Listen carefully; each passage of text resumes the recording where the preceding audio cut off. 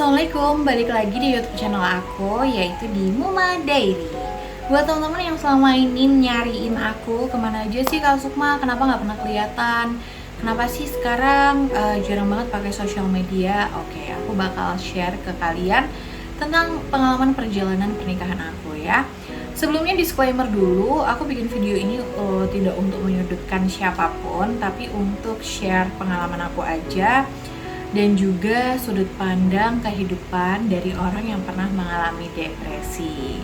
Gitu ya teman-teman ya. Jadi buat kalian yang mau tahu ceritanya, tonton sampai video ini selesai, oke? Ceritanya awal mula itu adalah ketika kita menikah, ternyata banyak sekali ya, banyak hal yang ternyata tidak seperti yang kita bayangkan gitu. Karena banyaknya hal-hal yang waktu itu belum sempat kita bahas. Karena yang paling penting adalah yang pertama, ketika sebelum pernikahan itu dibina, kamu harus tahu dulu nih rules dalam pernikahan kamu itu apa. Kedua, secara finansial, dan ketiga boundaries. Boundaries itu adalah batasan di mana mencukupkan orang-orang luar ini untuk bisa masuk dan kita untuk bisa keluar sejauh mana. Itu penting banget teman-teman dibahas karena ini akan mempengaruhi banyak hal gitu. Dan awal-awal pernikahan ini cukup bikin kita cultural shock ya antara aku dan suami karena banyak banget hal-hal yang beda gitu di antara aku sama dia. Tapi sejauh ini alhamdulillah kita bisa ngejalaninnya dengan baik, makanya hari ini aku dikasih kesempatan untuk share ke teman-teman semua. Jadi awal mula aku depresi itu diawali dengan pertanyaan wajar, dimana kita biasanya mendapatkan pertanyaan itu setelah kita menikah. Bener banget, yaitu pertanyaan, udah isi belum? Kapan hamil? Kamu gak mau hamil ya? Biasanya sih gitu teman-teman. Nah pertanyaan yang sesepele itu tuh pada saat itu bener-bener menjadi momok banget di dalam pikiran aku. Dan aku gak ngerti kenapa ya pada saat itu kok aku bisa selebay itu nanggepin omongan-omongan gak penting seperti itu. Ternyata usut punya usut, dalam keadaan mental kita yang kurang baik, kita akan lebih sulit untuk menerima hal-hal yang sebenarnya bisa aja nggak dipermasalahkan. Contohnya seperti pertanyaan kapan hamil tadi. Ternyata waktu itu aku yang lagi shock dengan kehidupan baruku, aku belum bisa menerima banyak hal yang baru dan ditambah dengan banyaknya tekanan tentang kehamilan. Dimana pada saat usia pernikahan 1 tahun itu di lingkungan aku tuh banyak saudara-saudara yang udah hamil juga gitu. Itu cukup membebani banget ya.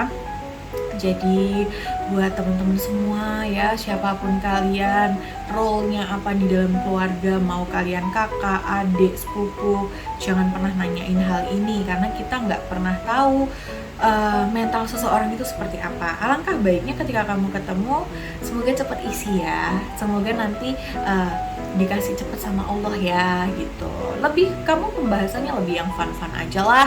Kalau perlu nggak perlu menyinggung hal-hal sedemikian karena itu privacy ya, dimana ketika kita dapetin jodoh, mati, rezeki anak itu kan sendiri-sendiri, urusannya sama Tuhan, bukan kita person to person. Jadi menurut saya tidak sopan untuk kita menanyakan hal-hal yang seperti itu, apalagi di masyarakat kita itu hal seperti itu tuh dinormalisasikan. Jadi banyak banget aku rasa orang-orang yang sebenarnya kena gangguan mental juga, depresi juga dengan pertanyaan-pertanyaan itu, tapi mereka menutupi dan mereka kebanyakan denial. Tapi pada saat itu efeknya itu cukup buruk banget buat aku yang sebenarnya punya beberapa trauma juga tentang sudut pandang pernikahan gitu. Dan awalnya kenapa aku bisa menyadari bahwa aku depresi di usia pernikahan 1-2 tahun itu aku belum sadar banget. Tapi yang jelas adalah hormonal itu terganggu ya kan.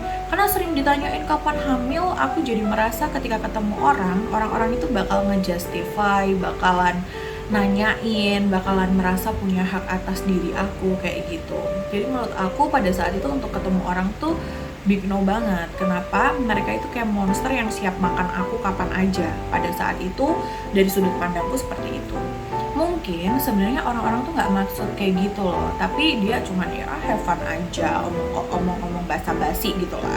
Tapi perlu diketahui ya, sekarang itu kita udah upgrade ke level yang baru bahwa ketemu orang nggak harus nanya kapan hamil kok gitu.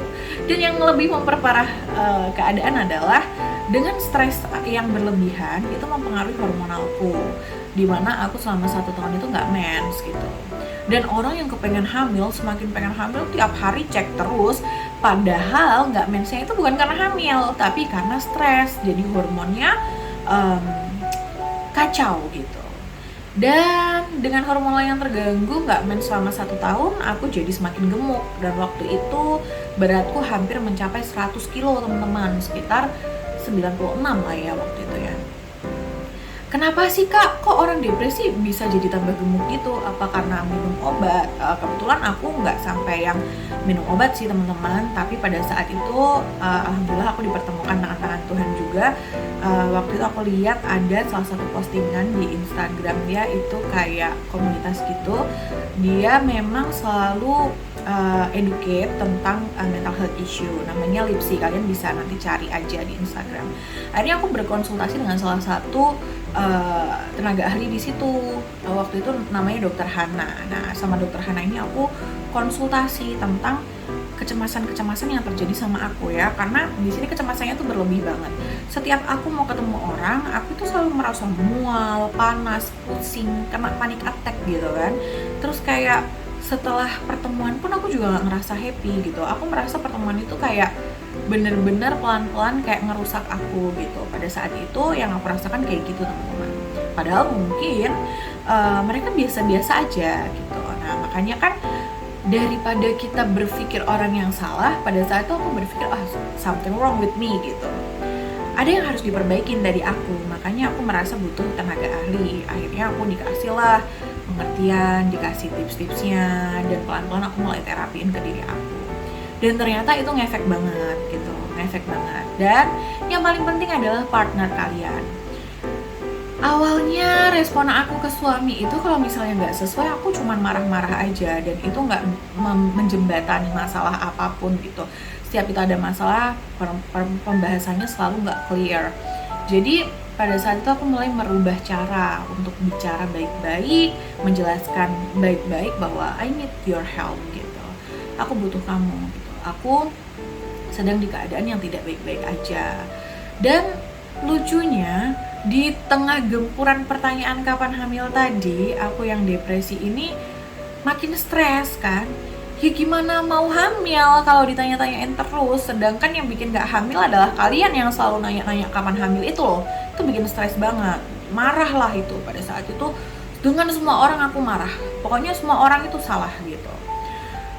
Dengan berjalannya waktu, aku mulai pelan-pelan merilis emosiku, tentunya dengan hal-hal yang positif. Misalnya kalau kita nggak bisa langsung ngelawan orang yang omongannya nggak menyenangkan, kita kan biasanya batek ya, kebanyakan orang itu punya habit batek gitu ya. Batek itu batin di dalam hati, dimana kita nggak bisa mengekspresikan bahwa aku nggak suka loh sama omongan kamu kayak gitu, omongan kamu tuh menyinggung loh, kamu tuh nggak sopan loh ngomong kayak gitu. Nah kita nggak bisa ngomong secara langsung, sampai akhirnya efek ke kesehatan mental kita, dimana itu terjadi juga sama aku gitu kan. Nah di titik itu aku merasa harus mulai merilis emosiku, dimana awalnya itu justru ngebikin rumah tangga aku jadi makin chaos. Karena kalau ada hal-hal yang nggak sesuai, aku akan selalu komplain sama suami aku, padahal itu bukan kesalahan dia. Aku tidak bisa melihat bahwa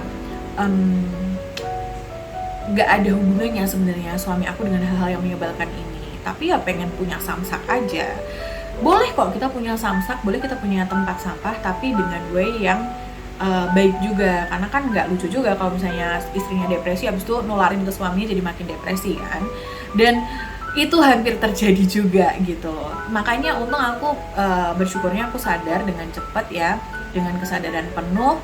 Pada akhirnya nggak bisa, ini harus diperbaikin sama-sama, dan kita berusaha sama-sama untuk merubah banyak pola, banyak hal-hal yang nggak sesuai itu udah mulai diubah gitu. Dan itu cukup sangat membantu banget ya. Pelan-pelan aku mulai bisa menemukan flow, di mana bahwa nggak penting kok dengerin omongan orang. Mulai ada kesadaran untuk kayak kalau dia ngomong hal yang menyakitkan pun buat kamu, itu nggak akan ngefek di hidup kamu gitu loh. Yang bisa memutuskan kamu mikirin omongan itu atau enggak itu diri kamu sendiri gitu. Dan belum tentu orang ngebicarain keburukan kamu itu dia lebih baik dari kamu. Bisa saja dia iri, bisa saja dia nggak mampu jadi kamu. Nah itu kalimat-kalimat yang aku jadikan pegangan bahwa oh kita hidup nggak harus menyenangkan semua orang kok gitu. Karena kita nggak bisa nolong orang lain kalau kita nggak bisa nolong diri kita sendiri. Pada saat itu yang aku pikirkan kayak aku harus tolong diriku sendiri nih gitu. Dan aku butuh bantuan suami aku, dan akhirnya pelan akhirnya berjalannya waktu, masih stres ya, 1 tahun gak mens, ke dokter, mensnya selalu dibantu dengan obat. Dan ini pun kita nggak cerita ke mana-mana ya, karena aku tipikal orang yang memang kalau sudah menikah ya udah kita keep aja gitu.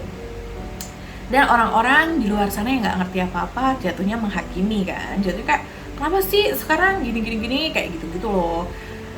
Tapi untungnya fondasinya udah kuat, jadi kayak apapun yang orang omongin kita berusaha sama-sama. Kita kan nggak bisa juga untuk memaksa orang mengerti kita kan.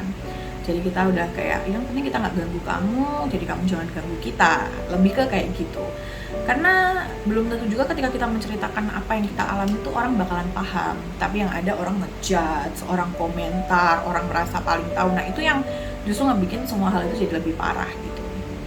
Sampai akhirnya setelah aku konsultasi ke dokter, ke tenaga ahli, akhirnya aku punya jawaban, aku menemukan perubahan ya dengan cara-caraku merilis emosi, dan juga suamiku yang mulai merubah banyak pola di dalam hidupnya dia yang pada akhirnya membuat aku nyaman.